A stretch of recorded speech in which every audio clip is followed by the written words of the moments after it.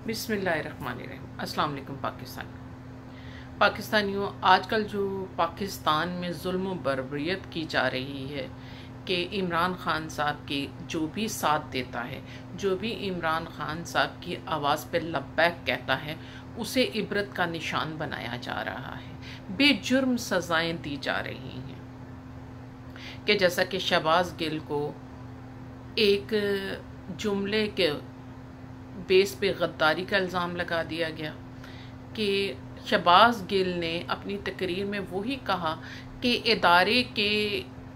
अगर इदारे के सरबराह ऐसा हुक्म दें जो मुल्क व कौम के मुफादात में ना हो बल्कि मुल्क व कौम के मुफादात के ख़िलाफ़ हो, तो बाकी लोगों को अपने ऑफिसर का वो कहना नहीं मानना चाहिए। तो उसमें गलत बात क्या है?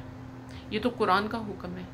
कुरान माँ औलाद से ये डिमांड कर रहा है, जहाँ वो कहता है माँ बाप की इज़्ज़त करो, माँ बाप का एहतराम करो, माँ बाप का हक अदा करो, वो बूढ़े हो जाएं तो उनके आगे उफ ना करो। वहाँ अल्लाह ताला ये भी फरमाते हैं कि अगर तुम्हारे माँ बाप तुम्हें अल्लाह के साथ शरीक बनाने को कहें, अल्लाह के सिवा किसी की इबादत करने को कहें या जुल्म करने को कहें, तो कभी भी अपने माँ बाप का हुक्म ना मानो। तो शहबाज गिल ने भी यही कहा है। और दूसरा अगर देखें तो शहबाज गिल ने जो आज बात की, ये तो नवाज शरीफ ने अपनी तकरीर में जो कि लंदन से बराह रास्त उस मुजरिम की, सिसिलियन माफिया की गॉडफादर की तकरीर दिखाई गई थी, उसमें ये सेम लफ्ज़ थे कि वो बाजवा साहब को ललकार रहा था, फैज़ हमीद को ललकार रहा था, और उसमें उसने यही कहा था कि फ़ौज को अपने जर्नलों का कहना नहीं मानना चाहिए। और अगर ये गद्दारी है तो तमाम वीडियो सोशल मीडिया पे मरियम की, आसिफ ख्वाजा की, अयाज सादिक की, आसिफ जरदारी की, मौलाना फजल रहमान की, जिनकी मैं डिटेल नहीं देना चाहती, कि सोशल मीडिया पे जगह जगह ऐसी वीडियो मंजर आम पे बार बार लोग डाल रहे हैं कि जो कि इससे ज़्यादा इदारों की जग हसाई या तजलील की गई है। जिन लोगों ने ये रास्ता बनाया, ये रवायत बनाई जाई है, तो अदल का तकाजा है कि पहले आप उन्हें सज़ा दें, या फिर कम अज़ कम आप अदल का इतना तकाजा पूरा करें कि जो आप लोगों ने उन लोगों के साथ रवैया किया है, जिन्होंने ये रवायात बनाई, जिन्होंने ये रास्ता बनाया, आपने उन्हें जितनी सज़ा दी है, उनके साथ जो रवैया अख्तियार किया है, वही आप शहबाज गिल के साथ करें। और दूसरा मैं यहाँ एक कहूँगी कि जो लिफाफा सहाफ़ी हैं या जो ज़मीर फ़रोश ओहदेदार हैं, जो समझते हैं ये इम्पोर्टेड हुकूमत, ये गॉड फादर, ये सिसिलियन माफिया सदा रहेंगी, ये करप्ट हुकूमत रहेगी, जो उनके ज़ेरे असर काम कर रहे हैं और सोशल मीडिया पे ये बयान देते नज़र आते हैं, या हामिद मीर जैसे लफाफा सहाफ़ी बयान देते नज़र आते हैं कि पीटीआई वाले या शहबाज गिल ये ड्रामा कर रहा है या झूठ बोल रहे हैं, तो मैं उनकी याद दहानी के लिए माजी का एक इसी तरह का वाक़या बताती जाती हूँ कि माजी में 2021 में जबकि इमरान खान साहब की हुकूमत थी, तो इमरान साहब की हुकूमत में तो इमरान खान साहब के हाथों को इस्टेब्लिशमेंट ने बांधा हुआ था, इस्टेब्लिशमेंट इदारों पे हावी थी। तो इसीलिए तो लोग खान साहब से शिकायत भी करते थे कि आपने करप्शन ख़त्म करने आए थे, लेकिन वहाँ खान साहब क्या करते? आज उन तमाम इतराज़ करने वालों को जवाब मिल गया है कि इदारों को कौन चला रहा है। तो खान साहब की हुकूमत में इकरारुल हसन सरेआम की टीम और इकरारुल हसन ने IB के इदारे पे छापा मार के रिश्वतखोर ऑफिसर की रिश्वत खोरी को बेनकाब किया था, जिस पे IB के उन अफसरान ने जो रिटायर फौजी थे, इकरारुल हसन को और सरेआम की टीम को उनका हाल यही किया था कि उन पे तशद्दुद किया था और फिर उन्हें नंगा करके उनके प्राइवेट पार्ट पे करंट लगाया गया था, जो आज शहबाज गिल के साथ किया जा रहा है, जो आज जमील फारूकी को भी गिरफ्तार करके उसे भी नंगा करके उसके भी प्राइवेट पार्ट पर करंट लगाया जा रहा है। तो ये आज नहीं हो रहा, ये आप इसकी तो गवाही इकरारुल हसन से ले लें। इकरारुल हसन तो एक टीवी प्रोग्राम करने वाला था और ये तो खान साहब के सपोर्टर हैं। ये तो खान साहब के लिए आवाज़ उठा रहे हैं, इन्हें तो वो इबरत का निशान बनाएंगे। तो इसलिए इसमें कोई मुबागला आराई नहीं है, कोई झूठ नहीं है, क्योंकि इसकी विटनेस पहले इकरारुल हसन का वो बयान वीडियो की शक्ल में महफूज है कि इकरारुल हसन और उसके साथियों को भी तशद्दुद के साथ उनको नंगा किया गया था, उनकी नंगी वीडियो बनाई गई थी, इकरारुल हसन ने ये बात कही थी। तो ये कहाँ से ये गैर कानूनी तरीक़ाकार कहाँ से इस्लामी रियासत में आ गया है? अगर ये इस्लामी रियासत है पाकिस्तान, तो ये सज़ा देने का कौन सा तरीका है? ये तो बड़ा शर्मनाक, गैर इखलाकी, गैर इंसानी है, गैर इस्लामी है। और फिर कुरान शरीफ में तो अल्लाह ताला सूरह निसा में कहते हैं कि अगर किसी पे जुल्म भी हुआ हो तो मजलूम को पर वाजिब है कि वो अपना बदला लेते हुए तजावज़ ना करे, इतना ही बदला ले जितना उस पर जुल्म किया गया है। अगर वो तजावज़ करेगा तो वो ज़ालिमों में शुमार हो जाएगा। तो यहाँ तो जुर्म भी नहीं हुआ, तो सज़ा कैसी? पाकिस्तानियों, एक्चुअली ये इमरान खान साहब की आवाज़ को बंद करना चाहते हैं। ये इमरान खान साहब आपकी आवाज़ है, इमरान खान साहब पाकिस्तान की आवाज़ है, इमरान खान साहब पाकिस्तानियों की आवाज़ है। इमरान खान साहब आवाम की हकीकी आज़ादी के लिए लड़ रहे हैं। पाकिस्तानियों, असल में 70 साल से जो खिलवाड़ किया जा रहा था, 70 साल से इस कौम को बेवकूफ़ बना के मिली नागमों पर नचाया जा रहा था, और उधर से एक तरफ से तो पाकिस्तान की कौम के टैक्स के पैसों पे अय्याशी की जाती थी, और दूसरी तरफ बैरूनी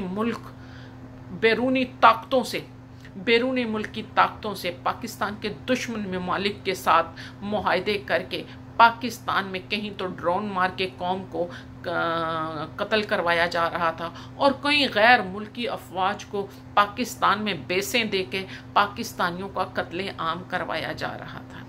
दिफाई इमदाद के नाम पे फंड लेकर बैरून मुल्कों में ये जर्नल अपनी जदातें बनाते नज़र आ रहे थे। पाकिस्तानियों, आप लोगों को मुबारक हो, मुल्क का दिवालिया हो गया, मुल्क डूब गया है, लेकिन आपके जर्नलों ने DHA सिर्फ पाकिस्तान में ही नहीं, अब बेल्जियम में भी DHA बन रहा है, ऑस्ट्रेलिया में भी DHA बन रहा है, मुशर्रफ साहब ने दुबई में भी DHA बना लिया है। ये DHA का जो मंसूबा है बड़ी कामयाबी से आगे बढ़ रहा है। अब हमें होश के नाखून लेने होंगे। पाकिस्तानियों, मैं अपने इदारों से ये कहना चाहती हूँ, अदलिया से और इस्टेब्लिशमेंट से, कितनों को नंगा करोगे, कितनों को नंगा करके उनकी वीडियो बनाओगे, कितनों को नंगा करके उनके प्राइवेट पार्टों पे तुम लोग करंट लगाओगे? असल में तुम लोग नंगे हो गए हो, नंगे नंगे शेम शेम, नंगे नंगे शेम शेम, तुम लोग नंगे हो गए हो, इदारे नंगे हो गए हैं, इदारों में बैठे बाख्तियार लोग नंगे हो गए हैं, तुम लोग इतने नंगे हो गए हो कि अब तुम लोग कोई सतर लेना भी चाहो तो तुम सतर नहीं ले सकते। अब तुम लोगों को कोई पर्दा नहीं मिलेगा सवाए अल्लाह के अजाब के। पाकिस्तानियों, इमरान खान साहब अल्लाह से डरने का हुक्म देते हैं, ये अल्लाह का हुक्म है, ये तौहीद का नारा है। इमरान खान साहब हकीकी आज़ादी की तरफ लेके जा रहे हैं, तुम्हारी खुद मुख्तारी के लिए।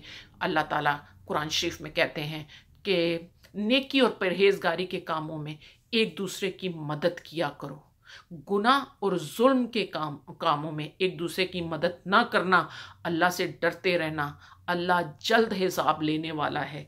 ये सूरह निसा की 50वीं आयत में अल्लाह ने हुक्म दिया है। इसी तरह पाकिस्तानियों, कुरान में अल्लाह ताला फरमाते हैं सूरह तोहा में कि और फिरौन ने अपनी कौम को गुमराह कर दिया, रस्ते पे ना डलने दिया। आज बाजवा साहब ने कौम को 9 अप्रैल को गुमराह करके पूरे मुल्क को डुबो दिया, पूरी कौम को डुबो दिया। आज देखें मुल्क में हर तरफ तबाही फैली हुई है।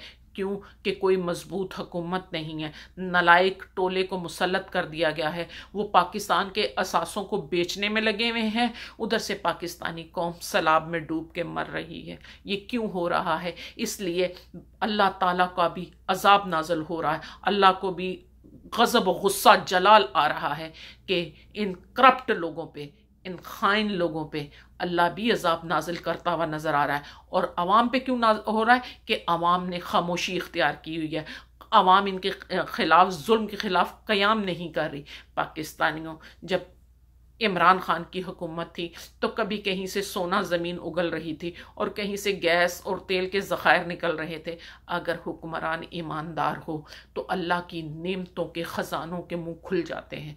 अगर हुक्मरान बददियानत, बेईमान हो, करप्ट हो, जालिम हो तो अल्लाह का अजाब नाजिल होने लग पड़ता है अगर कौम उनका साथ दे। जैसे कि हज़रत सालिया की ऊँटनी को 4 लोगों ने ज़बह किया था अल्लाह की निशानी को, पर अजाब पूरी कौम पे आया था क्योंकि कौम इस जुल्म पे खामोश रही थी। इसलिए खामोशी नहीं इख्तियार करनी जहाद के लिए। अगर आप अपने अंदर के गद्दारों के साथ जहाद नहीं कर सकते, ये गद्दार ही तो तुम्हारे दुश्मन ममालिक का, इस्लाम और पाकिस्तान के दुश्मनों का आलाकार है।